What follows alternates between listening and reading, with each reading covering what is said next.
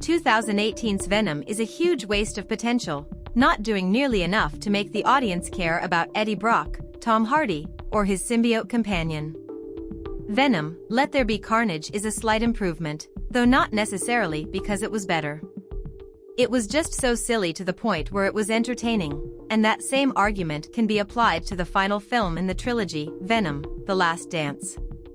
Despite getting off to a strong start and giving us one of the best portrayals of Eddie Brock and Venom yet, the film is still bogged down by a litany of other issues that distract from the positive aspects.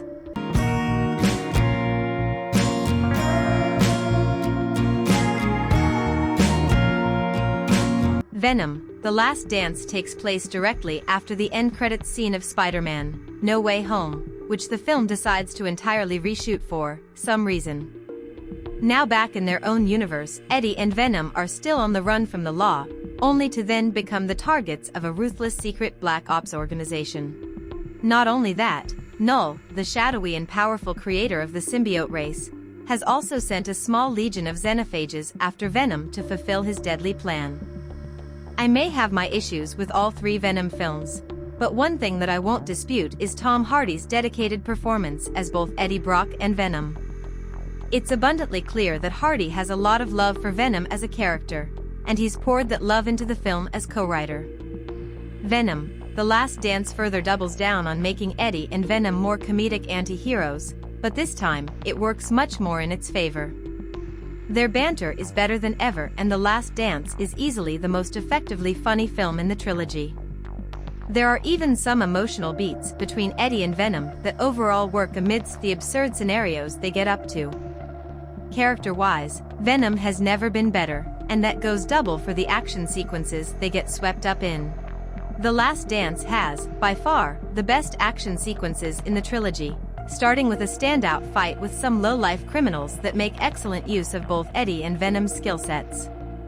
Other notable sequences include a thrilling chase scene that sees Venom take control of multiple animals and a final battle full of very creative imagery.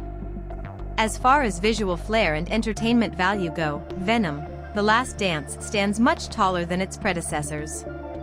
With the best portrayal of Venom yet and a surprisingly fantastic first fight, it would appear that Venom, The Last Dance is really onto something, and then the military shows up. In addition to Null, Eddie and Venom are also being pursued by a secretive military organization, led by symbiote wrangler Rex Strickland, Chiwetel Ejiofor, and scientists Dr. Payne, Juno Temple, and Dr. Sadie, Clark Bacco. The film makes an admirable attempt to give these brand new characters some dimension, but their story falls completely flat compared to the carefree Venom shenanigans. Not only are the three performances, from three more than reputable performers, on display here rather underwhelming, but their stories and character arcs could not be less interesting. One of the characters' quirky personality trait is just liking Christmas. This boring subplot could be forgiven if it was a tiny aspect of the movie, but this bland detour is given almost as much screen time as Eddie and Venom. Eddie, my home has found us. Alright folks. Listen up. If you are enjoying the content of this channel, be sure to hit that subscribe button and give the video a good old-fashioned thumbs up. Let's show the creators some love. Though perhaps one who fares even worse is the film's technical villain, Null, who really should have been more like the talented actor who plays him and been kept a secret. Instead, Venom, The Last Dance is yet another superhero film that just couldn't keep its secrets under lock and key, with Null being featured prominently in the marketing only to be a clear bid to boost ticket sales. I can't even really tell you if I liked Null's portrayal in Venom, The Last Dance, because the film doesn't give him enough of a chance to make an impression. Could he be a potential compelling big bad and Sony's own equivalent to Thanos, Josh Brolin? Perhaps, but his introduction in the third and final Venom film is just that, an introduction, and not a particularly engaging one at that. Instead, the true villains of Venom, The Last Dance, are the xenophages, who are nothing more than powerful monsters devoid of any personality. Really, the only interesting thing about them is the way they kill their victims, which is surprisingly brutal for a PG-13 film. They simply serve to go after the many characters, such as Martin, Rhys Ifans, and his family of alien chasers who are harmlessly entertaining. Another issue with the xenophages in Venom, The Last Dance, is how inconsistent they are. One minute they are inches away from slaughtering Eddie and Venom, the next they forget about them entirely. That's despite them still being able to kind of see, as they rip other non-venomized people to shreds in an instant. It's one of many examples of the film contradicting its own logic and ideas introduced in the prior films, all of which make for a messy continuity that rivals even that of the X-Men films.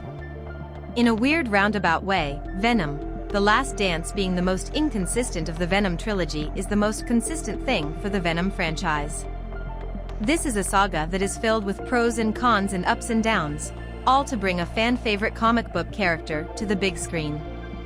A character that, over their long comic book history, has hopped back and forth between good and evil, goofy and sinister, and so on. Is Venom, The Last Dance the best film in the trilogy? I would say so, and I'd be lying if I said I didn't have quite a bit of fun while watching it. However, at the end of the day, the Venom film franchise is like that kid on the Little League baseball team who gets the most improved trophy. You see and appreciate how they put the work in to try and be better, but deep down, you know they probably won't be playing long enough to be remembered in the major leagues. Pros. Tom Hardy continues to be effortlessly charming as Eddie Brock. Eddie and Venom's chemistry is impressively dynamic. The film boasts the best action scenes in the entire trilogy. Cons. The military subplot takes up too much time and doesn't garner any interest. Null doesn't make a huge impact as a new potential big bad. There are plenty of plot holes and inconsistencies. Only one way to find out!